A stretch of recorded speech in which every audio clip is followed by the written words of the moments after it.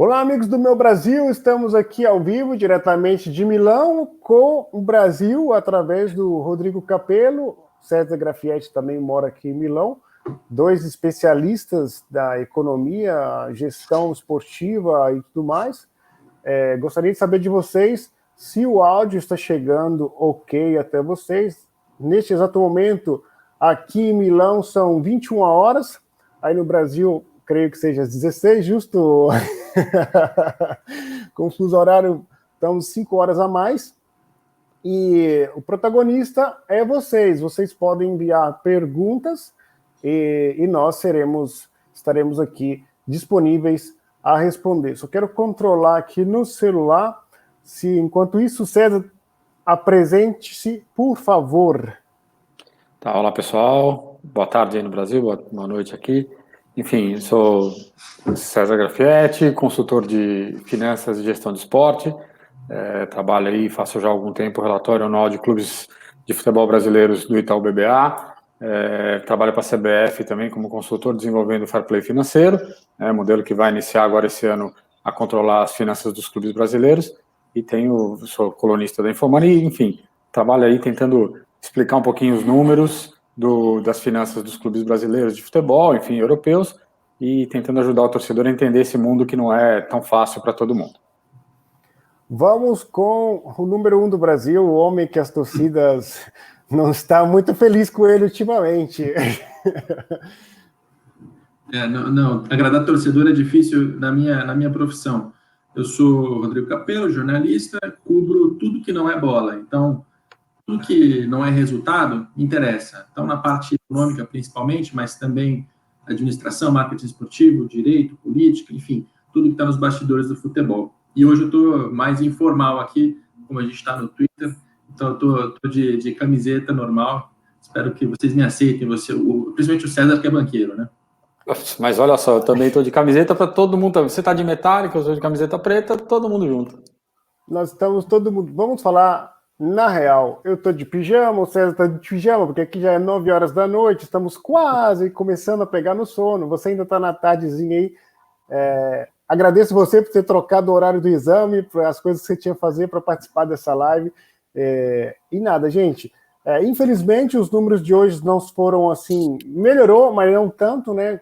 Vamos voltar para o assunto do coronavírus, casos atuais 94 mil, deu uma melhorada, 604 mortos, mas está baixando bastante, curados 24 mil, UTI menos 106, isso tinha muito tempo que não acontecia, que na Itália que tinha menos em vez de aumentar, e os casos estão, digamos assim, melhorando. Mas não vamos perder tempo, vamos para a primeira pergunta, que é aquilo que a galera está esperando. Como vocês enxergam o atual momento do futebol brasileiro impactado pelo Covid?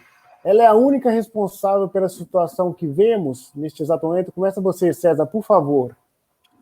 Bom, vamos lá. Acho que essa conta da Covid, a gente precisa contar ela, acho que de algum tempo, com algum tempo de antecedência, né? Os clubes brasileiros já entraram em 2020 numa situação bastante difícil do ponto de vista financeiro. Se eu tirar ali 4 ou 5 clubes, um pouco mais, um pouco menos, que entraram em 2020 em uma condição equilibrada, o resto já tinha quase todo mundo com déficit, com muitas dívidas, atrasando salário no ano passado. Tem clube que já iniciou janeiro atrasando salário. Então, o fato a Covid chega, né, impacta demais a situação financeira de todo mundo, porque você não tem jogos, não tem receita, só que os clubes já vinham numa situação bastante difícil. Então, não dá para dizer que o problema do futebol brasileiro hoje é originado pela Covid. Na verdade, a Covid só piora uma situação que já era muito ruim. Então, tanto é que a gente vê alguns clubes tentando se movimentar para reduzir salário, para cortar custo, porque as receitas não estão chegando. Mas é até curioso, porque alguns que estão tentando cortar custo já não pagavam salário o ano passado, já não pagavam salário no começo desse ano, então eles querem só normalizar uma situação. Acho que a gente vai poder falar um pouco mais ao longo dessa conversa, mas o grande ponto é que a Covid vai trazer, na verdade, uma chance, uma crise dessa, te obriga a se mexer para mudar o cenário já muito ruim. Então, eu vejo, e aí o Rodrigo me ajuda aqui nessa conversa, que não é a Covid que gerou esse problema, na verdade ela só empurrou aquele bêbado que estava ali no penhasco, estava meio cambaleante, a Covid veio, empurrou, e aí agora é um salve-se quem puder. Rodrigão? Eu nem tenho mais o que acrescentar depois que o César fala. De fato, a gente está passando por um momento agora em que os nossos dirigentes políticos vão aproveitar a coronavírus para colar a versão, a narrativa de que tudo piorou só por causa da doença. E eu espero que a gente fique de olhos bem abertos para lembrar que a história não é bem essa. O nosso mercado, em todas as suas pontas, vinha com pautas que deveriam ter sido trabalhadas no passado e não foram. Então, por exemplo, jogadores de clubes pequenos agora estão desempregados, desamparados e estão numa situação desesperadora. Eles já estariam desempregados no mês de maio, depois dos estaduais, e teriam que peregrinar pelo país tentando achar algum emprego no futebol. A maior parte deles não conseguiria, e depois teria que achar um bico como pedreiro, como garçom, algo para tirar uma nesse período intermediário até tentar de novo chegar no futebol. Então, essas pessoas já estariam desempregadas. A diferença é que agora, com o futebol suspenso, a indústria colapsou. Então, a situação ficou ainda pior, mas não quer dizer que foi esse coronavírus que causou esse problema. E quando a gente olha para os clubes da primeira divisão, a mesma coisa. Já eram clubes deficitários, endividados, mal administrados, que não pagavam impostos, que não pagavam salários em dia, não pagavam direitos de imagem, e agora muitos deles, infelizmente, vão dizer para as pessoas, olha, com o coronavírus não tem como, mas já não dava antes. Eu acho que esse é o grande ponto, né? A gente tem que tomar cuidado quando ouvir falar de que agora a situação piorou. Não é que agora a situação piorou, né? Ela já era ruim há algum tempo. Ela só é a pá de cal, né? Então, agora uma coisa importante que o Rodrigo comentou, a gente tem que tomar cuidado, porque nestes momentos surgem as oportunidades, né? Aquela velha história de a crise traz oportunidades. A crise traz problema. E aí alguns espertos podem aproveitar isso como oportunidade para emplacar coisas que não são exatamente as ideais neste momento. Acho que está na hora de pensar um pouco o futebol de uma outra forma, mas tomando cuidado para que não haja aí um aproveitamento da situação para emplacar coisas que não condizem com o que você espera de um futuro melhor para o futebol brasileiro. Posso emplacar só uma coisinha aí rapidinho? Crise e oportunidade é a frase mais insuportável que eu tenho ouvido nos últimos dias, porque crise não é oportunidade. Crise é problema. Tem gente desempregada, tem gente sem renda, tem gente sem conseguir trabalhar. E elas já estariam antes, né? Agora está muito pior. Não é oportunidade. Eu sei que é muito legal para o coach tentar pregar essa ideia, para pregar um otimismo, só que as reformas que a gente precisa fazer na nossa indústria poderiam ter sido feitas a qualquer momento. Esperar que, no meio de uma crise que deixou um monte de gente sem renda, sem comida, sem trabalho, para aí sim ativar isso, de uma ingenuidade típica dos nossos coaches de inspiração. Então, é uma frase que eu detesto. E aí você corre só o risco disso, né? De começar a falar que agora temos que mudar. Não é agora, né? Isso já tinha que ter acontecido há 3, 4 anos. Penso que o tempo está um pouco atrasado, né, com essa questão. Mas vamos pular para a próxima pergunta, que é muito interessante. Quais são os clubes brasileiros que tendem a sofrer menos e quais os mais impactados? Quais as linhas de receitas que sofrem mais? Começa você, Rodrigão. Olha, na realidade, ninguém na indústria do futebol estava preparado para isso, porque a natureza do negócio você arrecada tudo de um lado e você gasta tudo que você pode do outro para contratar jogadores e conseguir títulos. Essa é a mecânica, esse é o funcionamento do mercado esportivo. A diferença é que a gente tem clubes que vão passar menos problemas e clubes que vão quebrar. E isso vale para o mundo inteiro, né? Então, quando a gente fala, por exemplo, da Europa, vocês têm muito mais conhecimento do que eu para falar, mas Real Madrid e Barcelona são dois clubes que, apesar de serem os maiores faturamentos do planeta, vão ter problemas financeiros, porque tem dívidas de curto prazo que são altas, porque não tinham caixa, né? Eles estão sujeitos a todos os problemas que se originam na suspensão das receitas. Então, isso já acontece na Europa. Quando a gente olha para o Brasil, a gente vai encontrar clubes como o Flamengo, que faturavam muito, mas que também não tinham uma reserva financeira, um caixa, ou que estavam livres de dívidas de curto prazo. Pelo contrário, além de ainda ter um resquício de dívidas do passado, o Flamengo tinha um monte de jogadores para pagar, né? Agora, o Flamengo vai sofrer menos do que o Vasco? Certamente, né? Quem já estava numa situação constrangedora como é o caso do Vasco, do Fluminense, do Botafogo, do Cruzeiro, quase do Atlético Mineiro, quase do Internacional. Esses clubes vão ter mais problemas durante essa crise. Mas é fato, quando você suspende a receita de um lado, você interrompe o fluxo e isso, para o esporte, é devastador. Cezão?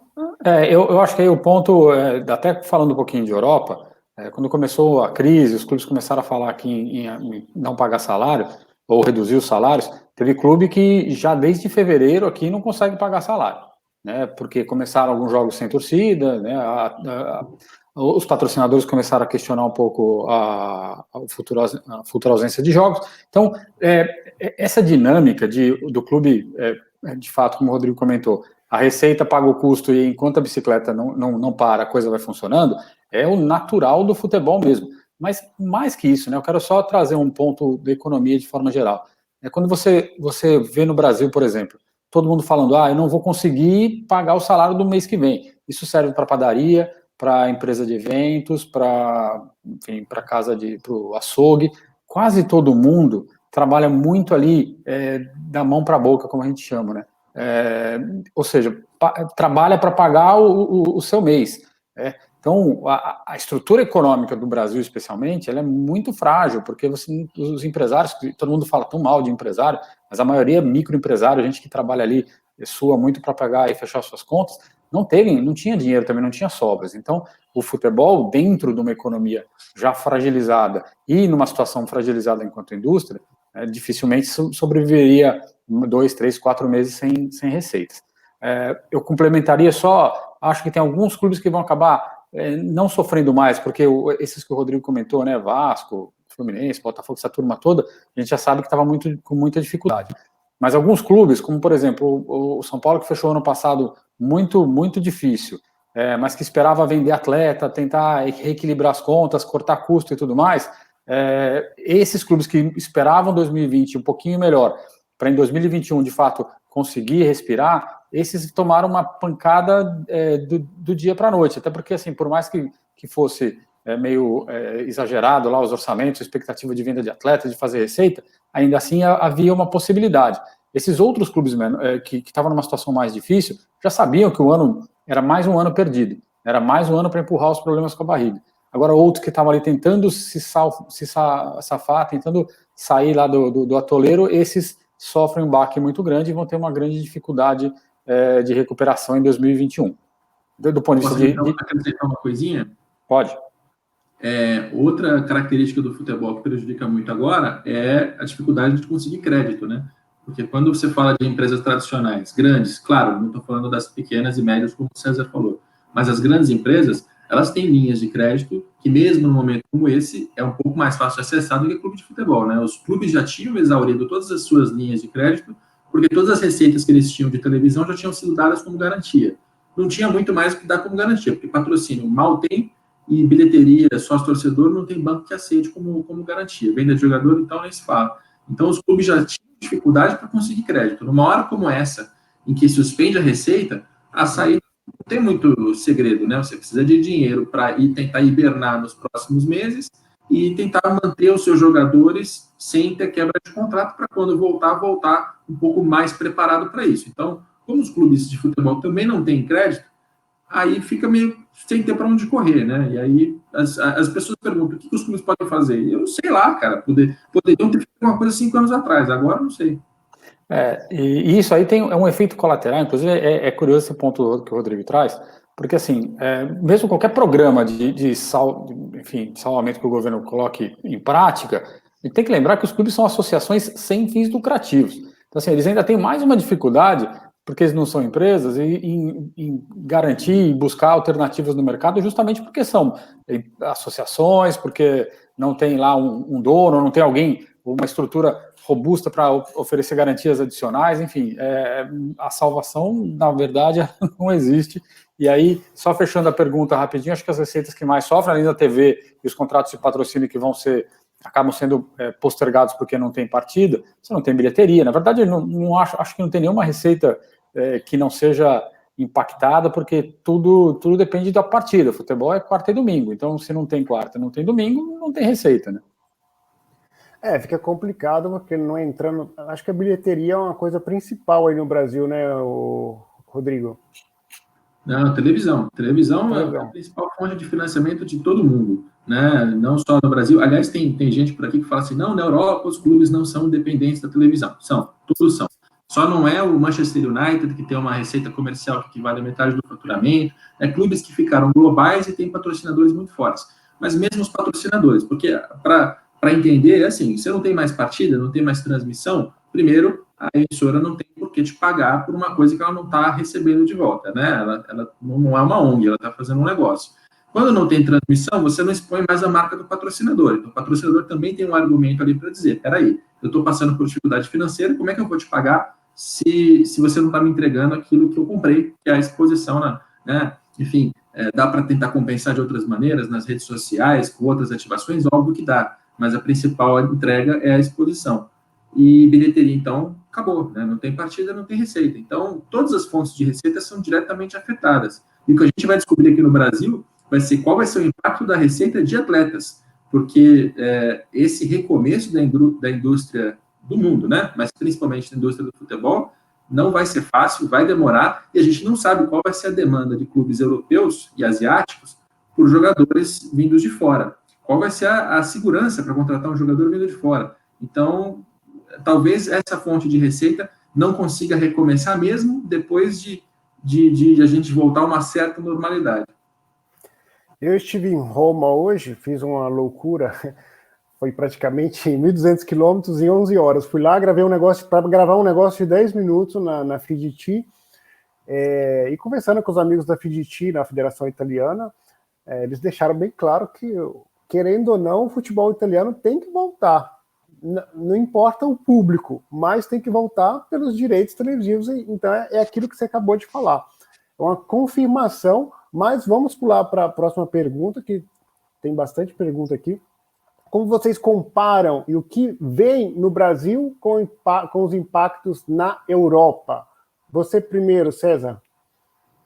Eu acho que sim, os impactos eles são muito parecidos, no sentido de que você não tem jogo, você não tem receita, e aí você tem que se virar lá para pagar as contas que não deixam de acontecer. Então, assim, esse primeiro impacto ele é muito, muito claro, porque não tem esporte, não tem entretenimento, não tem receita e todo mundo sofre. Mas aí eu vejo dois cenários diferentes, positivos e negativos para os dois lados. Num certo ponto de vista, o Brasil ainda deu vou chamar de sorte, porque a principal competição, que é o Campeonato Brasileiro, não começou ainda, e as outras competições, como a Copa do Brasil e a Libertadores, ainda estão nas suas fases iniciais. Então, por mais que você atrase eventualmente um pouco a retomada, você tem uma chance de não perder o ano por completo. Tá?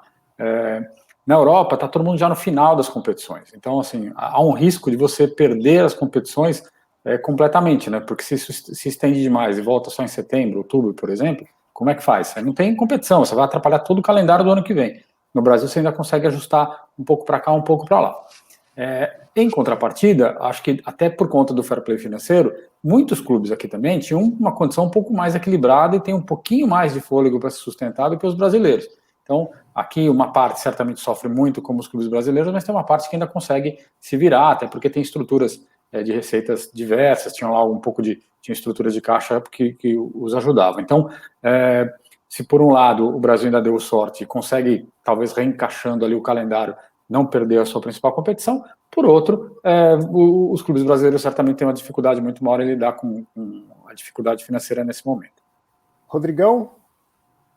Olha, uma das principais diferenças é que na Europa, pelo menos nas grandes ligas, já estou respondendo, há ligas, existem ligas, então os clubes eles vão lidar com as decisões estratégicas de como recomeçar o futebol, como não deixar a indústria quebrar, minimamente de maneira coletiva. Enquanto no Brasil é cada um por si e ninguém por todos, né? Aqui não tem liga, não tem negociação coletiva, e é uma grande dificuldade aqui no Brasil a conversa, o diálogo entre dirigentes. Então, por exemplo, quando a gente olha para a Alemanha e a gente encontra que o Bayern de Munique, o Borussia Dortmund, o Leipzig e mais um quarto clube que eu não me lembro agora, juntaram 20 milhões de euros para socorrer clubes de segunda e terceira divisão, isso no Brasil é impensável. Primeiro, porque ninguém tem esse dinheiro. Segundo, porque ninguém tem a intenção de ajudar o outro. O terceiro, que ninguém acha que existe algo além da primeira divisão. A gente não tem uma visão aqui coletiva do nosso futebol, né? Não tem, enfim, a gente, como terceiro mundo da bola,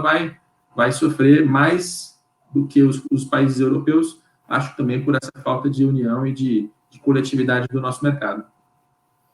Quer colocar mais alguma coisa, César, sobre isso? É isso, e é um bom momento, a gente vai falar um pouco daqui a pouco sobre isso, mas esse é um dos pontos que precisa estar claro na retomada, né? Porque assim, ou todo mundo tenta se ajudar, tenta pensar de uma maneira entendendo que um depende do outro, ou de fato o futebol vai esfacelar, porque se cada um olhar só ao seu lado, é isso que o Rodrigo falou.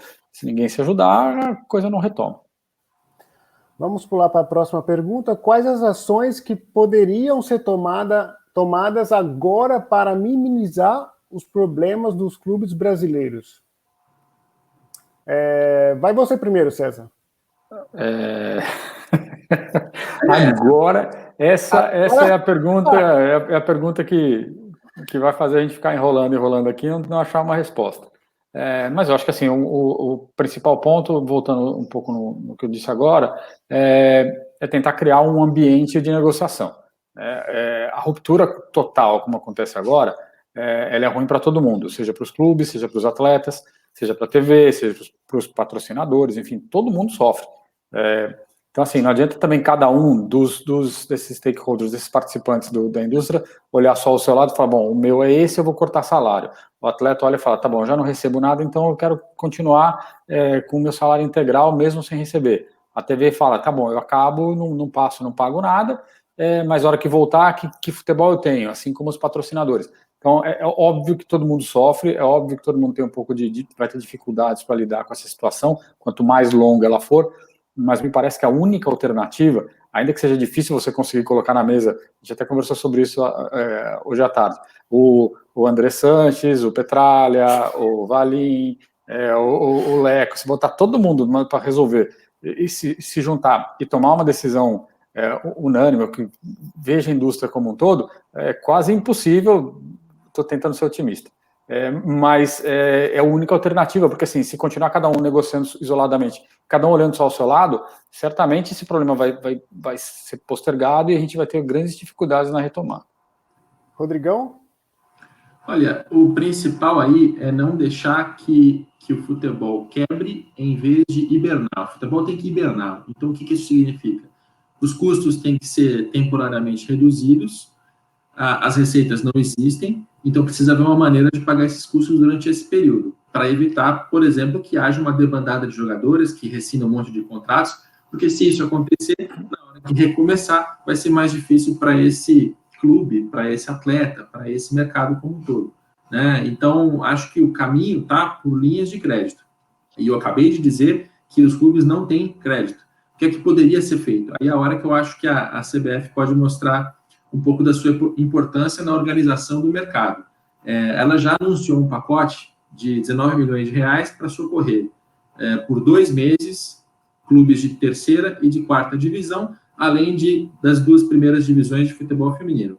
Então, já tem ali uma boia para essa faixa intermediária de clubes. Você tem ainda um mundo vasto de clubes para baixo, que deveriam ser socorridos pelas federações estaduais, não sei se serão, né, mas deveriam, porque estão sem atividade, e nessas horas essa estrutura federativa tem que mostrar a sua importância, e a gente tem para cima os clubes de primeira divisão, que estão com problemas gravíssimos, que têm, obviamente, receitas que podem surgir mais para frente, de televisão, né? Existe alguém para negociar, o clube pequeno não tem isso. O clube grande, pelo menos, tem alguém para negociar. Mas é evidente que não há dinheiro suficiente e, como eu disse, o importante é que hiberne, mas não morra, né?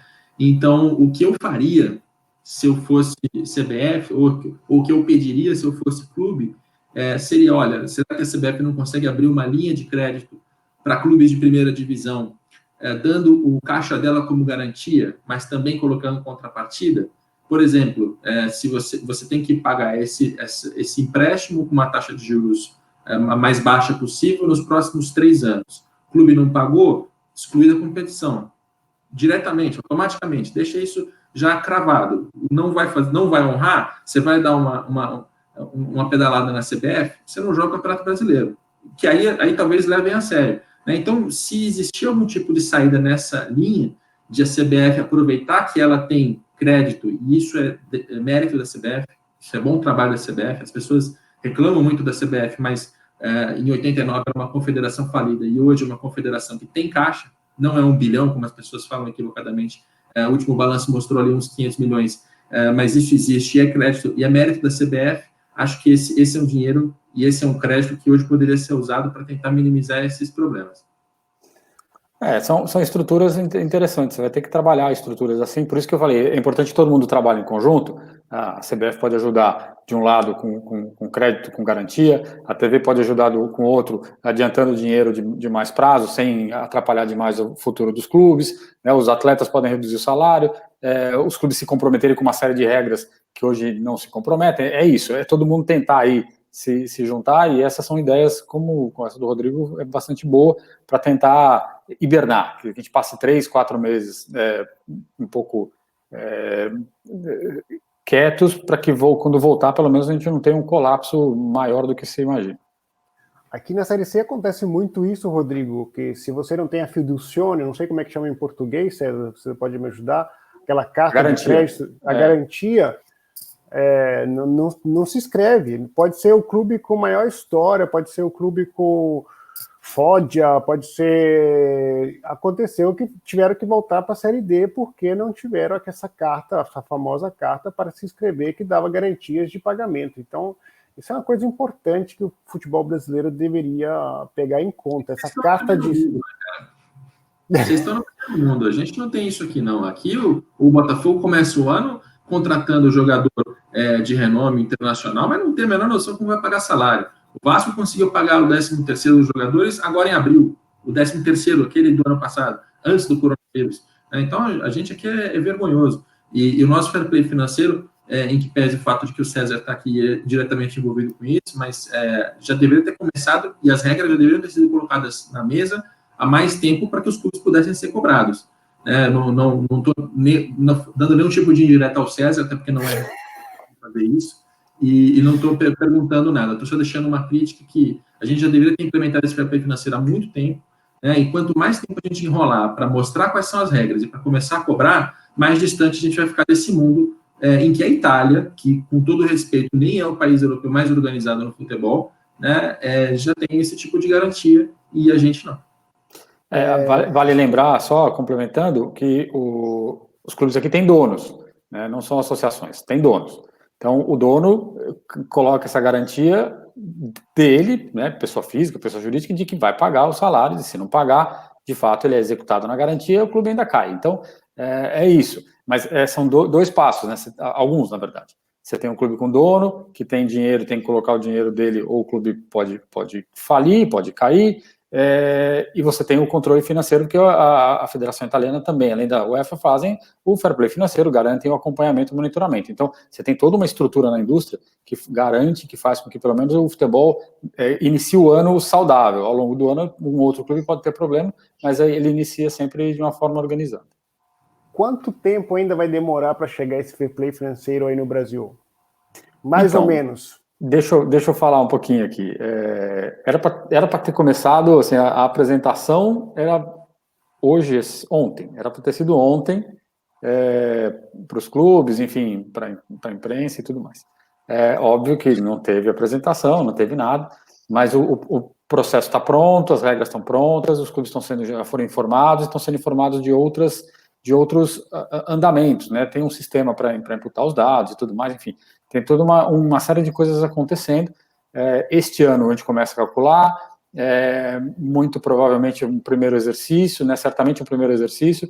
O ano que vem vai ser um segundo ano onde a gente já começa a cobrar coisas, apesar de coronavírus e tudo mais, porque é justamente o momento que a gente tem que atuar para forçar os clubes a se enquadrarem, né? Então, assim, se deixar e ficar empurrando com a barriga isso por mais tempo, vai chegar um outro problema desse, a gente vai continuar olhando e falando, mas tinha que ter implantado o fair play financeiro há 5 anos. Já tinha que ter implantado há 5, há 4, há 3. Se deixar empurrar mais, a gente vai daqui 5 anos falando de 2020. Então, de fato, é isso, a CBF está empenhada e certamente a gente vai ter novidades em breve. com relação a isso, e fiquem tranquilos no sentido de que o objetivo é fazer com que o futebol melhore, e se não for agora, não tem futebol daqui 2, 3 anos. Vamos pular para a próxima pergunta. Vocês têm algum cenário traçado para os próximos passos do futebol no Brasil? Jogos sem torcida, com pouca torcida, campeonato suspenso? Como vocês pensam nesse tema, assim, em geral? Rodrigo. Olha, eu acho até que eu não sou a pessoa para dizer isso, e dificilmente será alguém do futebol a pessoa responsável a dizer isso. É uma questão de saúde. O futebol tem que recomeçar quando for seguro para os atletas, para os treinadores, né, para todas as pessoas envolvidas diretamente e para as pessoas que estão nas arquibancadas. Eu acho que no planeta que a gente está vivendo hoje, né, com os horrores que a gente está vendo em muitos países, inclusive na Itália, e agora nos Estados Unidos mais forte, também no Equador, vai ser difícil recomeçar isso rapidamente. O Brasil ainda está com casos provavelmente subnotificados, porque a gente não está fazendo teste, a gente ainda não sabe qual é o tamanho do problema, né? A gente não sabe quantos infectados, quantas pessoas vão morrer, quantas pessoas vão se curar, a gente não sabe de nada, por enquanto, por aqui, e futebol, né, nessa altura do campeonato, é a última coisa importante que tem que voltar muita coisa antes do futebol, né? E eu espero que os nossos dirigentes tenham essa consciência de que se precisar hibernar por 6 meses, por mais difícil que seja, por pior que for, tem que priorizar a saúde das pessoas, e eu espero que eles não tentem correr. Até porque, se você voltar com portões fechados, como pode ser que aconteça, não resolve, assim, a receita da televisão volta a entrar, legal, mas e o resto? E a bilheteria? E o sócio-torcedor? Você não consegue pegar um orçamento de um clube brasileiro hoje e dizer assim, olha, ele previa arrecadar 200 e gastar 200. Agora tira aí 70, 80 de match day e vamos ver o que vai ser. Não tem como. Então, os problemas vão persistir. Tomara que a gente faça direito a essa hibernação e volte só quando seja realmente seguro para as pessoas. Cezão? Eu concordo com o Rodrigo, isso é uma questão de saúde pública, né? O futebol tem que só acompanhar o que o país como um todo tomar de decisão, não tem que atropelar nada por conta de dinheiro daqui, da TV, de lá. Eu sei que todo mundo quer voltar à atividade e tudo mais, mas tem que estar associado a uma condição de saúde, porque não é só o atleta, não é só o treinador, tem todo o staff, tem toda a estrutura do estádio, tem um monte de gente envolvida que tem que estar com a saúde assegurada. Então, não dá para voltar de qualquer jeito. Dito isso, eu acho que é provável que haja alguma pressão para que se volte antes. Mas eu não acho que se voltar antes, vai voltar sem torcida. Acho que os campeonatos estaduais correm algum risco, independente de quando voltar, porque vai extrapolar demais.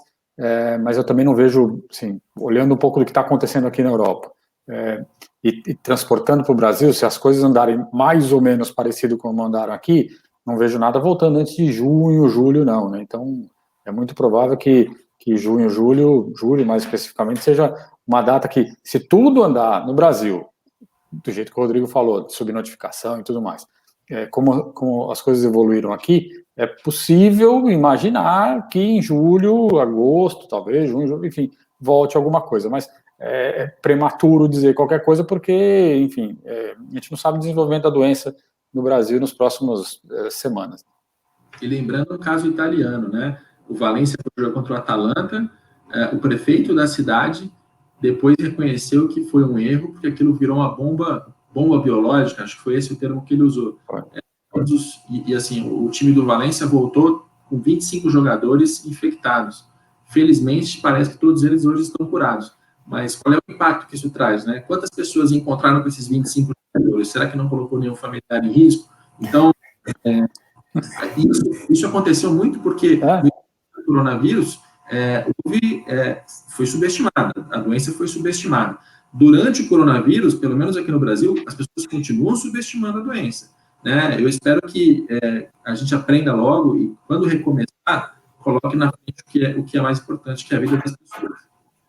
Eu tive, antes do jogo, na pré-partida, cobrindo o jogo, durante o jogo, no meio da torcida do Valência, no meio da torcida do Atalanta, entrevistando durante o jogo e depois do jogo. Graças a Deus não tive nada, mas foi uma coisa assim, muita gente. Imagina uma cidadezinha de 122 mil habitantes que vem 50 mil para Milano. Praticamente é isso, 50 mil que era lá, com meia horinha, chega em Milão e vem para cá todo mundo junto. Vô, avó, tio. Para eles é ainda, né? Uma coisa que nunca aconteceu na história. Então, até então era uma festa, agora acabou essa festa, né? Ficou complicado. E é isso, acho que esse talvez o melhor exemplo de como o futebol tem que tratar esse assunto, né? Um jogo onde você transportou, né, de certa forma, o vírus de Bérgamo para ir para Milão, então assim, neste processo você usou transporte público, as pessoas circularam pela cidade, porque aqui todo jogo que tem de Europa League ou de Champions League, os torcedores vêm de fora, ficam passeando pela cidade porque é tudo tranquilo, não tem confusão, né? Diferente do Brasil, os torcedores circulam, se divertem até a hora do jogo. Então isso aconteceu durante o dia, então isso passou para uma série de pessoas, passou para a torcida do Valência, passou para os atletas, enfim. Olha só o problema que você criou por causa de uma partida de futebol. Então é fundamental que todos tenham essa consciência de que não é só um jogo de futebol, porque é mais que isso, é uma capacidade de mobilização tão grande que pode gerar problemas como esse. Sem contar que 2 semanas depois, 3 mil pessoas de Madrid foi a Liverpool com o estádio lotado, e tu imagina, aqueles 3 mil se encontrou uma pessoa em Liverpool, 2,5 pessoas pegaram, então o cálculo foi, né? Vamos mudar para a próxima pergunta. O que vocês acham que deve mudar para que o futebol se torne menos vulnerável? Há que ser feito de diferente? Peço perdão para o meu português, que estando aqui há 20 anos está enferrujado, tá? Vai você, Rodrigo, primeiro, por favor. Olha, pelo que eu estou lendo, o português está correto, cara. Fica tranquilo. E acho que tem muita coisa para fazer. Uma pauta urgente, reformulação do calendário. Né? A gente tem um calendário que sobrecarrega os clubes grandes e não dá oportunidade dos clubes pequenos terem um mínimo calendário para existir. Né? Os nossos estaduais funcionam de janeiro a abril, em maio não tem mais jogo, está todo mundo desempregado, e é uma porcentagem de desemprego que, pelo menos nas últimas estatísticas da CBF que eu me lembro, era de 68%, cerca de 70% dos jogadores que assinam o contrato em janeiro, chegam a janeiro do ano seguinte sem ter trabalho. Né? Isso é uma taxa de desemprego assustadora. A gente deveria trabalhar mais fortemente nisso, que é um trabalho difícil, que vai envolver federação, televisão, clubes grandes, clubes pequenos, tem realidades diferentes. Eu sei que é difícil a pauta, ela não foi feita até agora, não é porque não quiseram apenas, é porque realmente é muito difícil, mas está chegando a hora de sentar todo mundo numa mesa e não sair dela enquanto não achar um calendário melhor para todo o nosso mercado. Segundo ponto, fair play financeiro, precisa haver algum mecanismo que estimule a boa administração partindo de quem regula o futebol, que é a CBF, é a Conmebol, é a FIFA, que acontece na Europa, deu bons resultados na Europa, então deveria acontecer aqui no futebol brasileiro também. A transformação em empresa, eu acho que é menos importante apenas virar empresa, porque apenas virar empresa não quer dizer nada, mas se a gente entrasse num sistema em que as empresas têm também mecanismos, seja por estímulo estatal ou não, para ter uma melhor governança, para ter mais independência dos seus membros, para ter, né, uma possibilidade de denúncia de crimes cometidos dentro dos clubes, balanços auditados por empresas maiores, enfim, quanto mais regra a gente colocar em termos de governança, de transparência e compliance, melhor. Então, isso poderia ser feito por meio de um projeto de lei de incentivo ao tal do clube empresa. Infelizmente, não é o que a gente tem disponível hoje, não é o do deputado Pedro Paulo nem do Rodrigo Maia, que é um péssimo projeto, mas é uma pauta que a gente poderia trabalhar decentemente. Então, são pelo menos 3 grandes problemas que, se a gente conseguisse caminhar num período aí de 5 anos, daqui a uns 10 a gente sentiria algum efeito positivo. Cezão? Eu acho que são três pilares aí importantes, né? Esse começar aqui pelo meu lado, do fair play financeiro, é fundamental, porque tem que levar os clubes para o equilíbrio, não tem jeito. eles se tornam mais vulneráveis à medida que eles não têm capacidade nem de conseguir pagar o salário dos seus atletas. Então, do ponto de vista financeiro, esse é o primeiro ponto. A questão do calendário, e aí eu sou mais radical, assim, eu acho que tem que mudar, e a gente tem que acabar ou reduzir muito os campeonatos estaduais para os clubes grandes, e aí usar os campeonatos estaduais como porta de entrada para a Série D, para fazer com que os clubes de maior estrutura dentro dos seus estados possam disputar e almejar, chegar um dia talvez da Série A. Então os estaduais deveriam ser reduzidos, para o calendário ficar um pouco mais adequado, usar as datas FIFA da forma correta, enfim, isso vai trazer uma série de benefícios. Acho também que a questão do clube empresa, virar empresa não é uma solução óbvia, mas pode ser uma solução desde que os projetos sejam bem desenhados. Então, e aí um quarto ponto que eu gostaria de ver no tempo é os clubes se abrindo, eu sei que é muito difícil isso acontecer, mas se abrindo para novas pessoas. Eu acho que o futebol ele tem um ambiente, de certa forma, viciado. E eu nem falo por mim, tá? Porque eu estou longe, mas tem tanta gente capacitada e boa que transita próximo ao mundo do futebol, que certamente poderia estar trabalhando para um futebol melhor, seja na gestão do marketing, na gestão do próprio jogo, na gestão de elenco, em toda a estrutura do futebol. E aí é uma barreira que tem que ser quebrada, porque se você não muda as pessoas, você não muda a mentalidade. E se você não muda a mentalidade, nada disso do que a gente está falando acontece. Não adianta esperar que as pessoas que vêm repetindo os erros há tantos anos vão simplesmente do dia para a noite começar a fazer diferente. Então, eu acho que é isso. São esses 4 pontos que vão fazer com que o futebol mude de patamar. Não só o Flamengo, mas o futebol inteiro mude de patamar e aí passe a ser uma indústria mais sustentável, né? Porque se a gente ficar só voltando e falando, mas quando você olhar para a pessoa que vai tocar esse negócio, é o mesmo cara que levou o clube à falência, a gente não vai sair do lugar. Rodrigo, você acha que os clubes brasileiros estão ainda muito longe para chegar ao nível europeu, ao nível de clube proprietário? Tá. Tá uns 10 anos. Tá uns 10 10? anos. Para tudo a gente está 10 anos atrás. Para tudo. Para o fair play financeiro está 10 anos atrás, para calendário a gente está 10 anos atrás, para todas essas questões que a gente está contando aqui, vocês na Europa já passaram por esses traumas no meio dos anos 2000, no início dos anos 90. Basta ver a questão da Liga. A gente teve um Clube dos 13 fundado em 87, Premier League surgiu em 91, então você veja, a gente conseguiu fazer um movimento antes da Inglaterra, só que a gente já desistiu dele poucos anos depois, o Brasileirão já voltou para a mão da CBF, os clubes passaram a tratar o Clube dos 13 só como um mero intermediador de compra e venda de direito, não souberam tratar do produto, enquanto isso a Premier League foi entender como é que os esportes americanos funcionavam e estão administrando o futebol muitíssimo bem e viraram uma marca global, o maior campeonato do mundo. Então, a gente até largou mais ou menos no mesmo momento, mas a gente ficou para trás claramente. Sobre as pessoas que o César mencionou, eu faço até a distinção das pessoas executivas e das políticas, porque quando a gente olha para o corpo executivo, inclusive dos clubes, você encontra muita gente bem intencionada, capacitada, que tem experiência, conhece o funcionamento do futebol, que não é também desprezível, né? Porque às vezes você traz profissionais de fora do futebol para dentro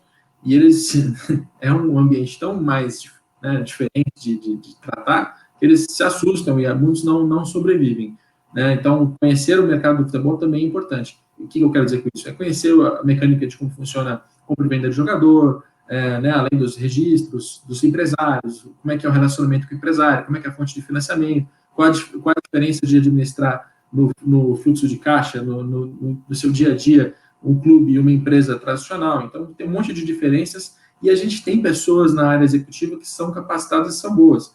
A questão é que tem muito clube aí que a área executiva pode fazer o melhor negócio possível. Bateu no presidente, estraga. Né? A gente tem muito presidente ruim aqui, a gente tem muita gente na área política, e aí envolve conselheiro, puxação de saco, bajulação, cargo prometido em campanha, que você entrega, e aí o melhor executivo possível está respondendo a um vice-presidente amador que não sabe o que está fazendo, que está querendo aparecer e fala com o jornalista para vazar informação, enfim.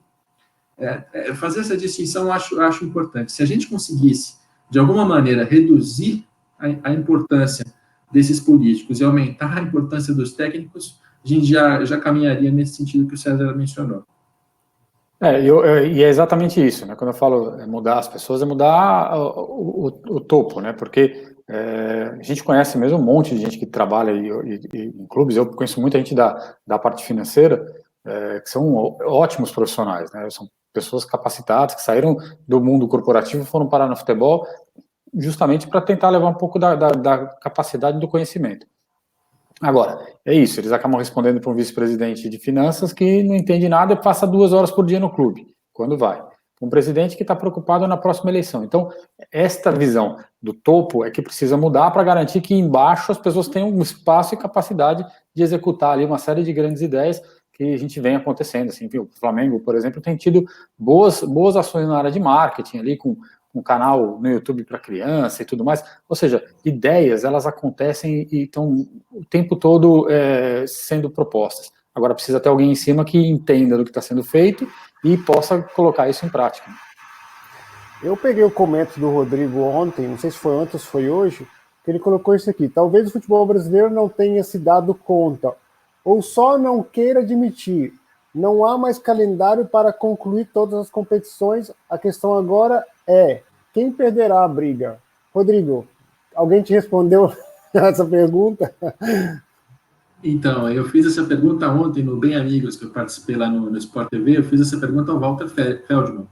E a resposta dele foi: olha, Rodrigo, bela pergunta, é uma escolha de Sofia, não tem resposta. Ele até explicitou várias coisas que a CBF está fazendo, que ela né, detalhou o pacote de ajuda aos clubes de Série D e C e tal, mas a minha pergunta foi: a CBF tem uma preferência por quem vai ganhar essa briga? E ele não respondeu a esta pergunta específica. E para explicar um pouco mais claramente, até quem quiser entender um pouco melhor, publiquei um artigo hoje no Globoesporte.com, deixando mais clara essa minha visão. A questão é a seguinte: digamos que as competições voltem em 1º de julho. Né? 1º de julho já é questionável, porque a gente não sabe como estará o Brasil, como estará o mundo, como estará a saúde, e tudo isso é mais importante. Mas deixemos a saúde de lado por um instante, para pensar que em 1º de julho é possível voltar a ter Campeonato Brasileiro, ou voltar a ter competições de futebol. Beleza. De 1º de julho até 20 de dezembro, a gente tem 50 datas, quartas e domingos, 50 datas. Quando a gente olha para campeonatos estaduais, faltam 6. Quando a gente olha para campeonato nacional, são 38. Olha para a Copa do Brasil, são 11. Olha para Libertadores, pelo menos mais uns 6 jogos, considerando que os brasileiros cheguem às oitavas de final e não passem disso. Pelo amor de Deus, percam nas oitavas de final. Só por aí, você já percebe que tem mais de 60 datas. Se não me engano, 61. Então, já estourou. Não tem mais tempo. Não dá mais. Eu sei que os clubes e as federações e a Confederação Brasileira e todo o mercado está tentando ser muito otimista para dizer: não, tomara que volte, talvez volte em junho, talvez dê para treinar em maio e jogar em junho. Mas, assim, mesmo o 1º de julho, que é uma data mediana aí, em termos de otimismo, mas acho difícil, mesmo nela, não dá mais, já estourou. Então, qual é a discussão daqui para frente? Quem é que vai perder nessa, como é que chama? Corda de batalha, que um puxa para um lado, outro puxa para o outro. Corda de guerra, sei lá, faz tanto tempo. Cabo de guerra. Cabo de guerra. É um cabo de guerra, porque você tem federações e clubes pequenos de um lado que vão querer concluir os estaduais, porque eles dependem da conclusão para receber dinheiro de televisão, de patrocínio, de bilheteria, etc. Você tem clubes grandes do outro que querem que o Campeonato Brasileiro aconteça, porque a maior parte da receita deles vem do Campeonato Brasileiro. Você tem uma CBF no meio que pode até achar que vale, que é mais importante priorizar o nacional, só que ela responde às federações. A CBF é um conglomerado de federações estaduais. Né, quem elege o presidente são as federações estaduais. Então, se a CBF tomar uma decisão que prejudica as federações, isso tem um impacto político. Então, a política e o dinheiro tornam o nosso cenário bem complicado. O que eu acho que é importante agora era, finalmente, as pessoas admitirem que, olha, não dá para contar com a melhor hipótese.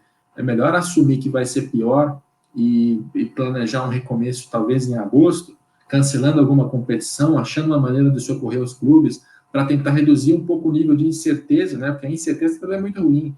Os dirigentes que eu converso, a incerteza de não saber o que vai ser, quando vai voltar ao campeonato, quando vai arrecadar, quando vai poder pagar salário, isso que mata, né? É não saber o que vai acontecer.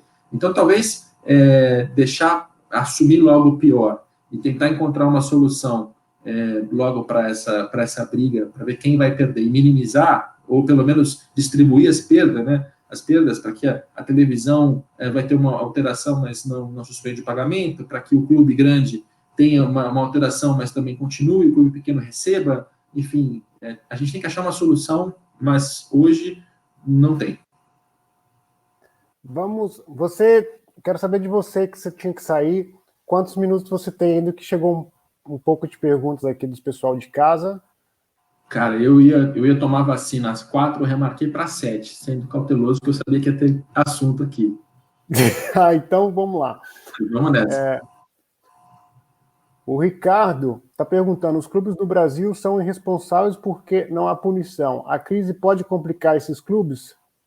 Acho que a gente já respondeu mais ou menos. Já complicou. Dá para dizer uma coisinha. Já complicou, já quebrou, e os clubes são responsáveis porque não há punição.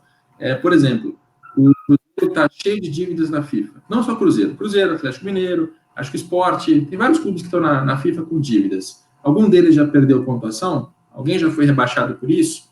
Não, né? Então, deveria ter sido. Eu sei que o cruzeirense ouve e fala assim, mas você está brigando contra o meu clube. Não é contra o seu clube. É contra o dirigente que foi irresponsável, que destruiu o seu clube, e que se tivesse tido algum tipo de freio lá atrás, um tipo de uma punição como essa, não teria devastado o Cruzeiro como devastou. Né? Então, isso é um ponto. Isso é só no âmbito do futebol. Quando a gente olha no âmbito de crime, né, a gente tem clubes que estão devendo impostos, e muitos desses impostos não é simplesmente é um boleto que eu não paguei. Você pega o imposto de renda do jogador, segura, mas não repassa para o governo. Isso é crime tributário. Por que não tem ninguém preso? Né? Então, você tem complacência do lado do governo, tem complacência do lado da FIFA, da CBF, da Conmebol, né, da estrutura federativa do futebol, e por isso a gente chega a um momento em que o dirigente não estaria ali, ele não paga imposto, não paga salário, faz acordos que não pode honrar e sai da associação sem responder por isso. Isso foi o que a gente viu nos últimos 50 anos de futebol brasileiro, né? Então falta punição, sim. A próxima pergunta é: por que não criar mais divisões, assim como na Inglaterra, clubes menos dependentes de estaduais? Eu assino embaixo. Vocês? Eu acho que é impossível, porque assim, no Brasil você tem as federações, né? Então, o que você pode fazer, e é uma alternativa, é isso, é criar os estaduais como divisões de acesso para uma grande divisão. Mas se você tira os clubes grandes, as federações reclamam porque o clube grande não está jogando ali, gerando receita para ela. Então, essa questão das divisões, ela talvez seja uma alternativa, mas ela é difícil de ser implementada, como o Rodrigo comentou, assim, você não consegue agradar todo mundo para fechar um calendário e montar uma estrutura organizada, porque tem muitos interesses envolvidos. Imagina o seguinte, o Campeonato Carioca, você tem os 4 grandes clubes recebendo 15 milhões cada um pelo direito de transmissão. Hoje o valor é um pouco maior porque reajustou com a inflação, mas a base era essa, 15 milhões. O Flamengo também não fechou para 2020. Eu estou tratando do cenário de 2019. Então, só nos clubes já tem ali 60 milhões. A Ferja recebia mais 60 para redistribuir isso aos clubes pequenos, obviamente também para sustentar ela própria. Como é que você vai dizer para a Ferja que num Campeonato Carioca, que serve de acesso à 5ª divisão, ou que é a própria 5ª divisão, que não vai ter clube grande, não vai ter direito de transmissão, não vai ter bilheteria alta no Maracanã na final, que ela tira 10%, então ela vai ficar sem dinheiro, e ela sem dinheiro, além de ela própria não ter, ela não vai conseguir repassar para os clubes pequenos, que tem o seu da federação. Então, a gente está amarrado num nó financeiro e político, e é por isso que não desata. Na época do Bom Senso Futebol Clube, os atletas chegaram a propor isso, que acabassem os estaduais e que viesse uma 5ª divisão regionalizada. Só que nessa 5ª divisão regionalizada, você não tem nenhuma força econômica e política para a federação. Então, você esvazia a federação. Óbvio que não vai passar. Essa pergunta aqui é interessante. Os investidores que andam salvando as trapalhadas dos gestores vão ter que economizar? E aí? No Brasil não tem investidor ainda, né? Os investidores no Brasil são, no máximo, ali aqueles torcedores endinheirados que vão colocando dinheiro no clube para ajudar a contratar atleta, vão emprestando dinheiro para ajudar a pagar as contas, muitos desses, de fato, vão perder um pouco da capacidade de investir não, de colocar dinheiro nos clubes, sempre com algum interesse político.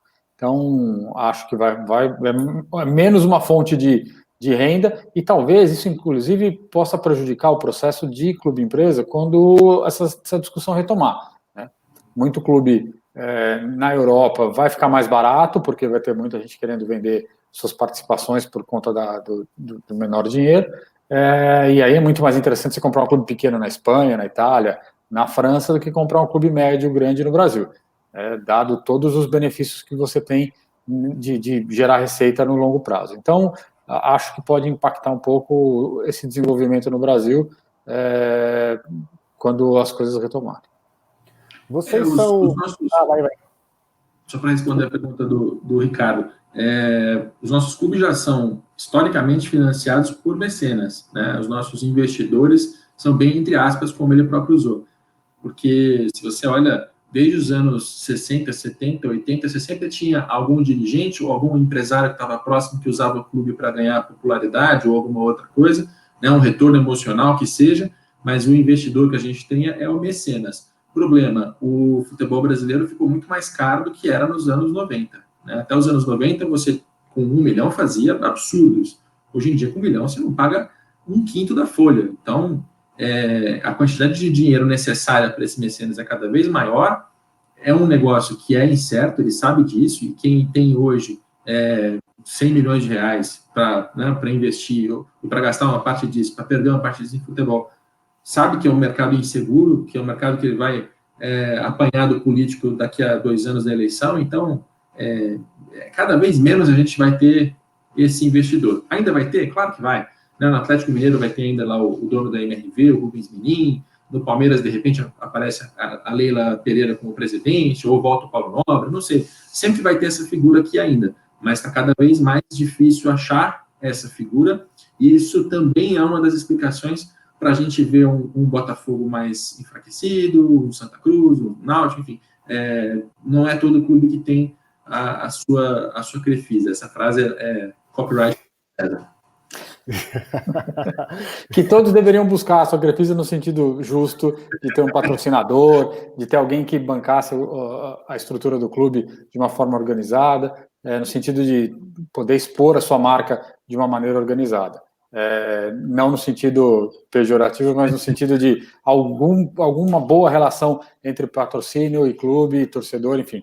Tem aspectos que podem ser melhor desenvolvidos nesse sentido. A Pirelli faz anos aqui, né? Então, mas teve um evento que perguntaram para o César sobre Crefisa, o que ele achava, e a resposta dele foi basicamente: cada clube tinha que achar a sua Crefisa. Mas no bom sentido, porque o Palmeiras não está cometendo crime nenhum em ter a Leila Pereira próxima, em ter um patrocínio, e essa patrocinadora tem retorno, sim. Pode ser um patrocínio discutível se está inflado ou não, mas ela tem retorno. E aí ele deu essa declaração, a aspa no jornal, no título, na manchete era: César Grafietti, cada um tem que achar a sua Crefisa. E aí todos os profissionais do nosso mercado foram bater nele: que absurdo, como é que você fala uma coisa dessa? Está incentivando o mecenato, aquela máquina de desinformação que a gente conhece bem. Por isso que eu fiz a brincadeira com o César agora. Porque no fim das contas é melhor ter a camisa toda cheia de patrocínio diferente, porque todo mundo ganha, menos o clube, né?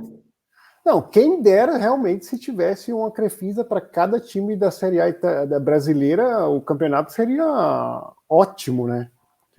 Eu concordo com essa frase, vou colocar ela em algumas vezes por aqui, tá? Marcos César, que eu Vocês estão a favor de mudar o nosso calendário e nos adequarmos ao europeu? Eu não. Eu não gosto da ideia, porque o calendário europeu só é assim porque o verão é no meio do ano. Não faz nenhum sentido, na época todo mundo vai viajar, tá calor e tudo mais, você tem uma partida só porque o ano é de janeiro a dezembro. No Brasil é a mesma coisa, acho que não faz muito sentido você chegar lá em dezembro, janeiro e fevereiro, calor, no meio das férias, todo mundo querendo viajar, ter lá jogo para quem? Então, para mim é só uma questão lógica, né? Só isso. E quando a gente olha para o principal argumento favorável à mudança, os nossos jogadores que a gente perde na janela de transferências, a gente pelo menos vai perder eles antes do início da temporada, do início do campeonato, e o time que vai disputar a competição vai ser sempre o mesmo. Mas aí eu pergunto, o Paquetá, o Vinícius Júnior, o Rodrigo, esses jogadores a gente vai deixar de perder eles em algum momento? Não, não vai. A gente sempre vai ter que exportar esses jogadores, não tem jeito. 17, 18 anos eles vão sair, os clubes europeus, essa vinha sendo a tendência, pelo menos até o coronavírus era assim, esses jogadores continuarão a sair. Então, se ele sai no meio do campeonato, sai depois, teve até, os próprios clubes conseguiram chegar ali a acordos para vender o atleta agora e dispensar ele depois. Isso aconteceu com o Paquetá, tinha a ver com a idade, eu sei, mas, enfim, tem como sair disso. Qual é a venda que realmente prejudica o nosso futebol? É perder jogadores de qualidade mediana para o futebol europeu, mas que vão para o Egito, para a Arábia Saudita, para o Japão, para a China. Né? Esses jogadores fazem falta aqui nos nossos elencos. A gente está perdendo eles por causa do calendário ou porque a gente está com um mercado desestruturado e vulnerável. Né? Se a gente fizesse um bom fair play financeiro, fizesse uma boa reforma de calendário, né, para melhorar a quantidade de partidas, para distribuir melhor, eu acho que a gente teria muito mais sucesso nessa missão de manter os nossos jogadores aqui do que apenas adequar o calendário europeu e sofrer com esses contras, como o clima que o César mencionou. Eu bati nessa tecla aqui com os jornalistas de Firenze, com a questão do Pedro, né? Porque o Pedro chegou aqui machucado, e aí no momento que ele estava bom fisicamente, não colocaram ele para jogar, e depois perguntaram o porquê. Eu falei assim, apesar que o jogador brasileiro tem, sobretudo atacante, tem mais dificuldade para chegar no futebol brasileiro, depois no futebol italiano. Depois chega um Flamengo, que ganhou tudo no Brasil, vai pagar o mesmo tanto de salário. É a cidade do cara, o jogador não pensa duas vezes, pensa em voltar. Se tivesse 20 times no Brasil, como Flamengo, Palmeiras, com dinheiro para pagar o salário dos jogadores brasileiros que estão aqui na Europa, eu penso que todos eles voltavam para o Brasil. É provável que muitos voltariam, né? Até porque, assim, entre jogar num time... A Fiorentina é um time reconhecido, grande e tal, mas entre jogar na Fiorentina, ser reserva na Fiorentina e tentar o Flamengo para ganhar a mesma coisa, estando em casa, é provável que, de fato, para alguns atletas faça sentido. Então, o que muda é isso, é fortalecer o futebol a ponto dele poder competir, pelo menos com os clubes médios da Europa, na busca por atletas, porque perder para clube pequeno, para clube médio, atletas de bom nível não faz muito sentido, é só realmente desorganização financeira de todo mundo. E repito, no caso do calendário, a nossa prioridade deveria ser esticar o calendário dos pequenos e reduzir o dos grandes, porque uma das coisas que a gente tem aqui bizarras, que já não acontece mais na Europa, quantas vezes Vasco e Flamengo jogam numa temporada? 1 zilhão de vezes, né? Tem o primeiro turno do Carioca, e tem a semifinal, já pega a primeira vez. Aí vem o segundo turno, aí vem Taça Rio, aí vem a final, aí vem eventualmente um confronto na Copa do Brasil, aí vem um Campeonato Brasileiro mais 2 vezes. Quer dizer, a gente pega um grande produto nosso, que é o clássico não é o clássico dos milhões, como é que o Eurico Miranda chamava? Enfim, uma partida que deveria ter um grande peso, que é um grande produto, e ela deveria acontecer menos. Você deveria ter 2 ou 3 Vasco e Flamengo no ano, para valorizar isso, para empacotar bem esse produto, fazer como faz a Espanha com o El Clássico, né, de Real Madrid e Barcelona.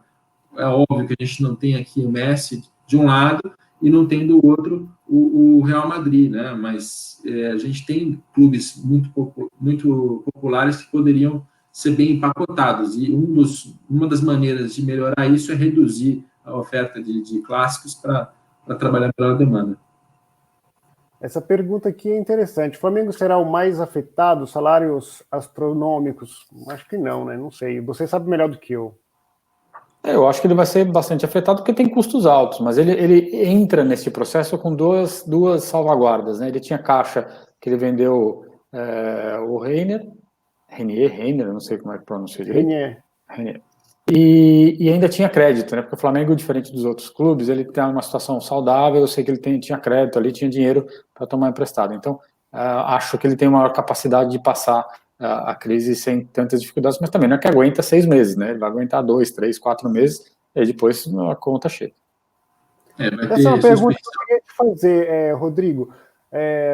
A questão do ex-presidente, que todo mundo fala do atual presidente, daquilo que está acontecendo com o Flamengo, você acha que foi o antigo presidente que não ganhou poucas coisas, mas conseguiu levantar o caixa? Você acha que o mérito é mais dele, dessa limpeza de levantar o caixa do clube? O mérito é dos dois, e mais do que dos dois, é das pessoas que participaram de ambas as administrações.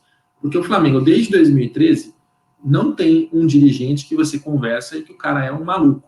Não tem. E esses malucos tá cheio nos outros clubes, né? Você vai falar do financeiro, se você fala de Valim Vasconcelos, de Rodrigo Toches ou de Cláudio Prakovnik, os três são capacitados e são muito bons, né? E se a gente mencionar os nomes do marketing, do planejamento e tal, tem muitas outras pessoas lá que são muito boas, em ambas as administrações. A questão é que o Flamengo do Bandeira de Melo foi um Flamengo que teve como mérito levantar um clube que estava hiperendividado, que não tinha crédito, que estava destruído e tal, e isso foi feito muito bem. E teve também o mérito de segurar as pontas diante da pressão, né, porque o rótulo de rico do Flamengo vem desde 2014.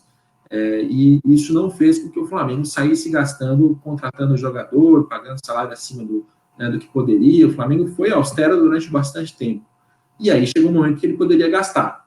Entra o Rodolfo Landim, e ele tem uma postura muito mais agressiva no mercado do que teria tanto o Bandeira quanto o Lomba, que era o candidato do Bandeira, né, Ricardo Lomba. Então, acho que o Landim também teve o mérito, o Landim, o Marcos Braz, o Valim, que estava com ele, saiu, mas, enfim, as pessoas dessa administração têm muito mérito em saber que na hora do all-in, eles fizeram o all-in e tiveram resultado, tiraram o retorno que precisavam. Então, foram os perfis corretos nos momentos corretos. A dúvida agora é, o Flamengo começa a temporada com tudo para dominar o futebol brasileiro. Aí acontece a pandemia global do coronavírus. Vai gerar problemas em toda a indústria. O Flamengo, como o César já mencionou, não, é um clube que tem a venda do Renier, mas também não tinha muito caixa, né? Quer dizer, não tem tanta gordura assim para queimar, porque ele estava acostumado com a dinâmica do mercado, arrecadar e gastar. Não tem que ficar guardando dinheiro. Essa é a cabeça do futebol, geralmente, né? Agora, a vantagem é um clube que tem um balanço auditado pela Ernst Young, que é uma Big Four, único aqui no Brasil que tem uma Big Four auditando. Isso dá mais credibilidade, facilita a negociação com o banco. Então, aquela questão da linha de crédito que a gente mencionou mais cedo aqui na live, o Flamengo vai ter mais facilidade do que outros clubes para conseguir hibernar e passar por esse período.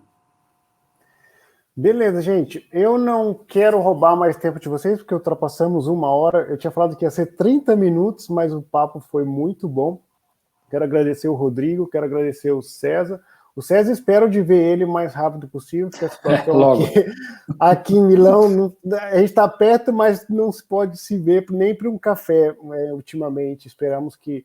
E espero também, Rodrigo, que não chegue aí no Brasil, como chegou aqui na Lombardia, porque... não é uma gripezinha, quero deixar bem claro para vocês, o César está aqui também, está vendo de perto, se chegar aí como chegou aqui na Lombardia, vai ser um caos total, eu espero que não chegue, e agradeço a vocês, e deixo com o César um saluto, e depois você, Rodrigo.